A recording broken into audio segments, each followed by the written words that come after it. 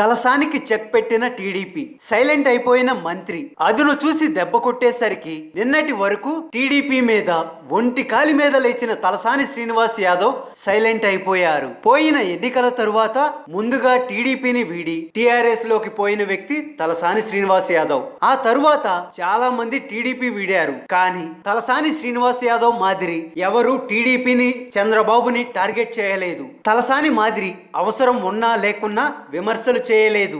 ఈ క్రమంలోనే ఎలాగైనా ఈ ఎన్నికల్లో తలసానికి చెక్ పెట్టాలని టీడీపీ నిర్ణయించినట్లు ఉంది. అందుకే తలసాని పోటీ చేస్తున్న సనత్ నగర్ నుంచి బలమైన అభ్యర్థిని టీడీపీ బరిలోకి దించింది. టీడీపీ బీసీసీఎల్ రాష్ట్ర అధ్యక్షుడు కోనా వెంకటేష్ గౌడ్ ని తలసానిపై పోటీకి దించింది. సనత్ నగర్ మహాకూటమి అభ్యర్థిగా కోనా వెంకటేష్ గౌడ్ పేరును శనివారం టీడీపీ అధికారికంగా ప్రకటించింది. పొత్తు నేపథ్యంలో ఈ సీటుపై చివరి వరకు నెలకొన్న ఉత్కంఠను తెరదించుతూ అభ్యర్థిని ఖరారు చేశారు. 2 దశాబ్దాల క్రితం రాజకీయాల్లోకి వచ్చిన ఆయన కాంగ్రెస్ నుంచి ప్రజారాజ్యం పార్టీలో చేరారు. కూకట్పల్లి పీఆర్పీ అభ్యర్థిగా బరిలో నిలిచి ఓడిపోయారు. 2010లో అధినేత చంద్రబాబు నాయుడు సమక్షంలో టీడీపీలో చేరారు. సనత్ నగర్ నియోజకవర్గ ఇన్ఛార్జిగా బాధ్యతలు నిర్వహిస్తున్నారు. పార్టీ కేడర్ తన వెంట ఉండేలా చూసుకోవడంలో ఆయన సఫలీకృతులయ్యారు. కూనా వెంకటేష్ గౌడ్ నివాసం సనత్ నగర్ నియోజకవర్గంలోని బేగంపేటలో ఉంది.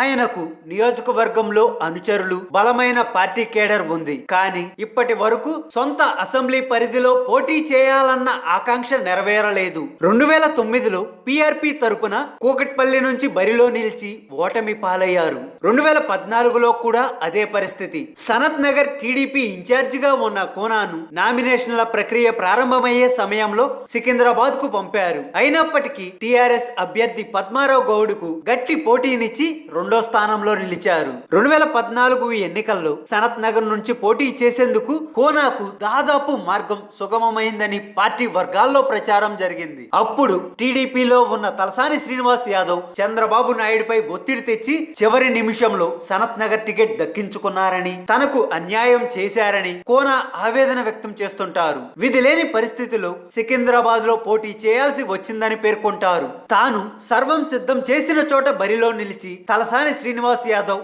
అలవోకగా గెలిచారని, తనకు అన్యాయం చేశారని ఆరోపిస్తుంటారు. నాటి నుంచి తలసాని శ్రీనివాస్ యాదవ్ పై పోటీ చేసి గెలవాలన్న లక్ష్యం తనకిప్పుడు చేరువైందని ఆయన పేర్కొంటున్నారు. కోనా విజ్ఞప్తితో పార్టీ అధినేత చంద్రబాబు నాయుడు కూడా సనత్ నగర్ టీడీపీకి వచ్చేలా పట్టుబట్టారని సమాచారం. సీనియర్ నేత మర్రి శశిధర్ రెడ్డిని పక్కన పెట్టి పొత్తులో భాగంగా కాంగ్రెస్ ఈ స్థానాన్ని టీడీపీకి కేటాయించింది. దీంతో రెట్టించిన ఉత్సాహంతో కోనా బరిలోకి దిగుతున్నారు. తలసాని, కోనా ఇక్కడ ప్రధాన ప్రత్యర్థులుగా మారనున్నారు. ఇప్పటికే ప్రచారం ప్రారంభించి నామినేషన్ దాఖలు చేసిన కోనా అధికారిక ప్రకటనలు విస్తృతంగా పర్యటించేందుకు కార్యాచరణ రూపొందించుకుంటున్నారు. ఇక తలసానికి చుక్కలు కనిపించడం ఖాయమని టీడీపీ కేడర్ ధీమాగా ఉంది.